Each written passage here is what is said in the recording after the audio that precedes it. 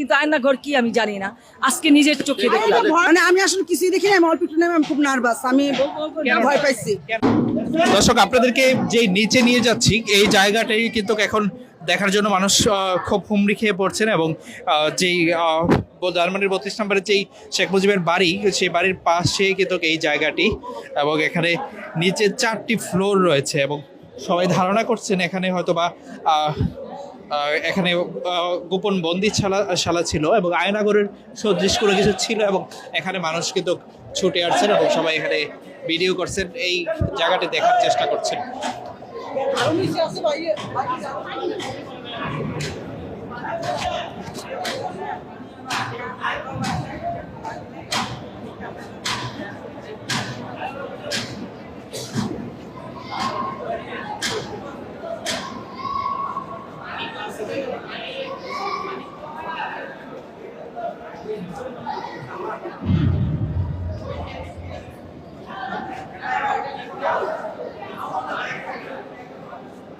আয়নাঘর এতদিন শুনছি, কিন্তু আয়নাঘর কি আমি জানি না, আজকে নিজের চোখে দেখলাম। ভয়ঙ্কর ঘর না, আয়নাঘর বলে না, বলো ভয়ঙ্কর ঘর। ভয়ঙ্কর ঘর দেখলাম। আয়নাঘর বলতে কিছুই না, এখানে 5 তলা পর্যন্ত ওইটা পানি দিয়ে, হ্যাঁ ভয়ঙ্কর আন্ডারগ্রাউন্ডে 5 তলা নাকি নিচে, এটার ভিতরে কুমির আছে।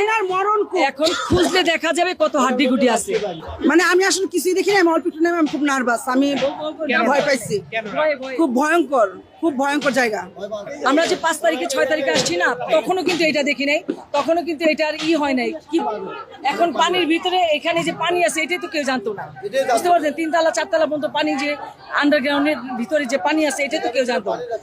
এখন এটার ভিতরে যদি পুলিশ বা প্রশাসন যদি দেখে, তাহলে হার ছাড়া আর কিছু পাওয়া যাবে না। কার মার বুক খালি হয়েছে তারাই জানে।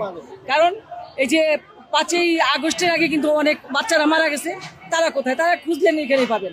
গণকবর তো দিয়ে কেউ আসছি, কিন্তু ভাই আমি এইটা জীবনে দেখি নাই। আয়না ঘরের নাম শুনছি, কিন্তু এটা তো ভয়ঙ্কর। আয়না ঘর না, এটা আয়নার উপরে যদি কিছু থাকে সেই ঘর।